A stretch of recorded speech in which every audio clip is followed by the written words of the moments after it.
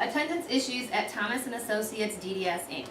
According to Gerald Johns, absenteeism is defined as the failure to report to work as scheduled and is a major contributor to reduced workplace productivity. My name is Jessica Hostetler, and I have been an employee here at Thomas & Associates DDS for almost 13 years and the office manager for 5 of those.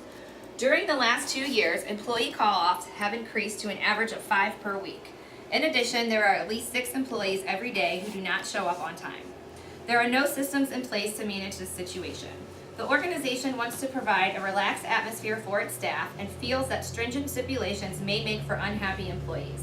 There must be a way to curb these behaviors while still providing a pleasant environment to work in. The obtained problem-solving process has been used, and today we will discuss how it has allowed for a solution to be reached and a plan of action developed. After identifying the problem, the question is, how can we reach the goal of having employee call-offs decrease by 50% in the next 6 months? Several issues were identified, which are shown here in this issue tree. The first is establishing an award system for not calling off. Questions that were raised are, what is a practical yet desirable reward, and will the reward system include excused absences? The next is establishing consequences for unexcused call-offs. To keep in line with the desire of the company to provide a pleasant working environment, the question of what is a reasonable consequence that is not too harsh arose. And also, how many unexcused absences must occur before a consequence is issued. The last one identified is establishing a reward system for not calling off. With this came the issue of what is a practical yet desirable reward, and with that, will the reward system include excused absences? After breaking down the problem, the next step was to test our ideas with hypothesis-driven analysis. The first is, if guidelines are set for excused absences, will call-offs decline? Then when employees call off, they are not required to prove the reason they give for being absent. Also, no guidelines are in place as to what is and is not an excused absence. If a person must prove they have to miss work for a legitimate reason, unnecessary call-offs and tardiness will go down, as the reasons must fall within the acceptable standards and proof must be provided. The second hypothesis is that if appropriate consequences are established for calling off and being late, then these occurrences will decline. There are no repercussions when an employee calls off work. Someone could be absent 1 day a week, every other week of the year, and no action would be taken. Certain employees are known for frequent call-offs and or habitual lateness. This causes them to be looked down on and resented by some of their fellow workers. This can negatively affect the office atmosphere and in turn customer service and satisfaction. If an employee knows they will face a consequence for frequent call-offs or lateness, they might reevaluate what is and is not a good reason for these to occur. The third hypothesis identified states that if rewards are instituted for good attendance, then call-offs will decline. There are currently no extra benefits for employees who show up all of the days they are scheduled, either early or on time. Even elementary schools give rewards for perfect attendance. People might perform better when there is an extra benefit for doing so. This has been shown in a previous circumstance at our office. When a monetary bonus system was established for a certain collection amount being achieved per week, collections quickly showed a significant increase. Analysis was the next step. 5 different studies were consulted, and 3 seemed as if they could apply to the problem at Thomas & Associates DDS. These dealt with absence control initiatives, employee reward programs, and the effects of presence information. The first was titled Outcomes of Absence Control Initiatives, a quasi-experimental investigation into the effects of policy and perceptions, and this was done by Johnson, Hawley, Morgeson, Labonar, and Stutzer. This study tracked absenteeism in 2 factors that use absence control initiatives, programs, and initiatives aimed at increasing outcomes through punishments and rewards. It looked at 2 of the most common forms of unscheduled absences, which are FMLA and causal. An FMLA absence is defined by the Family and Medical Leave Act of 1993, which allows employees to take time off work for either personal medical reasons or the medical needs of close family members. A causal absence is one due to mild illness, non-work-related injury, and other personal reasons. The absences of 1,019 workers were followed over a 24-month period. After the first 12 months, a policy change was implemented. For the initial 2 absences, written reprimands were given. Layoffs were instituted for the following 3 absences, and the 6th resulted in the employee's termination. Good attendance was rewarded, with more control over the employee's personal vacation leave, and preferred parking spaces were provided. The study found that after the changes were implemented, causal absences went down in both factories. However, FMLA absences went up. These findings suggest that policy changes in an organization work in lowering causal absences, but employees may react to this by giving a different excuse for their absence than what is actually true.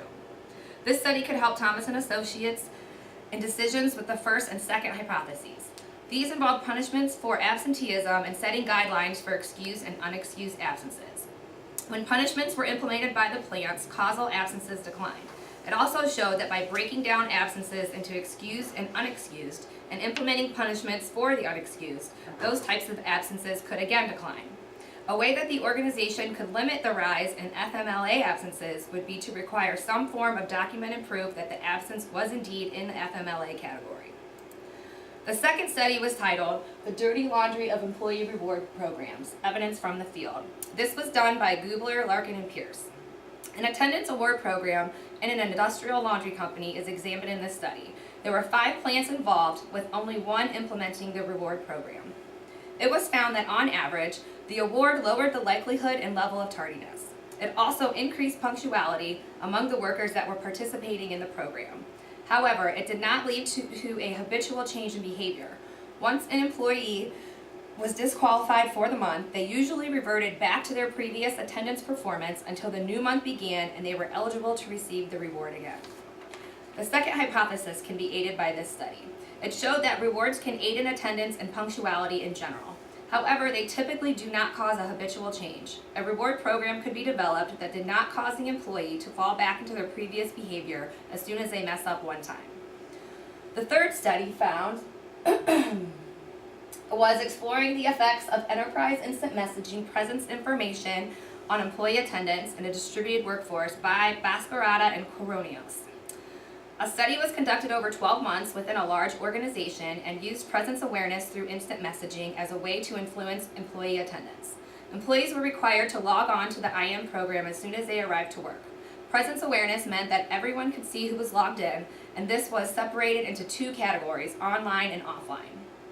It was found that, depending on the power relationship between the employees, presence awareness may have a substantial effect on employee attendance. If an employee sees that their manager is online already when they log in, they may be prompted to arrive earlier. Also, employees may not want to log off and end their workday while their manager is still online. However, when a peer was seen to be logged on before another person at the same level, there wasn't much change observed. The manager's attendance did not seem to be significantly affected by the absence of their subordinates at the start of the day, as managers generally expected their staff to arrive at work about the same time as they did. The results of this study might apply in a small way for Thomas & Associates DDS. If all of the management staff arrived on time or early on a daily basis, this may spur the rest of the staff to be more punctual as well. The next step in the obtained problem-solving process is to imagine the solution. There have been 3 possible solutions previously identified. Solution A is to establish consequences for calling off and being late. Solution B is to institute rewards for good attendance. Solution C is to establish guidelines for excused absences. A paired choice matrix was used first. When solution A was compared to solution B, it was decided that A was the best choice. The reasoning behind this is because establishing consequences for calling off is the best option for the organization. If it is effective, it does not require an output of money besides normal hourly pay. Solution A also won out over solution C. The reason was because solution A was simpler. Solution C would require determining what were excused and unexcused absences, what proof would be required, and what consequences would be established. If a reasonable limit was set for all absences and then consequences established, a lot of hassle could be avoided by both the organization and the employee. When solution B and C were compared, solution C was seen to be the best choice. As in the comparison of solution A and B, cost was the reason behind it. Money would have to be spent on whatever reward was decided upon. If using this selection process, solution A should be chosen because it was seen to be the best compared to the other 2. The criteria grid analysis also uses a table to compare the 3 possible solutions, however it is weighted. Solution A was given a 10 for cost because the only measurable cost was in hourly pay for the person who was establishing what the consequences would be. Ease of implementation received a 6 because while it was not seen as difficult in establishing the consequences, informing the employees and implementing the punishment would be. Probability of success seems high, so it got a 9. Solutions A total came to 8.3. When solution B was analyzed, it scored low in the category of cost. However, it did score an 8 in ease of implementation because it would not be a difficult task to inform the employees. The score came back down to a 5 in the probability of success, however. Solution B ended with a score of 5.5. Solution C received a 9 for cost. This is because, like in Solution A, the only measurable cost foreseen was an hourly pay. It was lower, though, because more time would likely be spent because the solution is more complicated. Ease of implementation had the lowest score for this solution. This is because, again, for the same reasons as A, informing employees and implementing punishment, but there are more steps involved. It received an 8 for probability of success because the likelihood seems high that it will work out, but there are extra steps required and more room for error. Solution C's total was 7. After reviewing the results from both tables, it was found that Solution A should be recommended for Thomas & Associates DDS.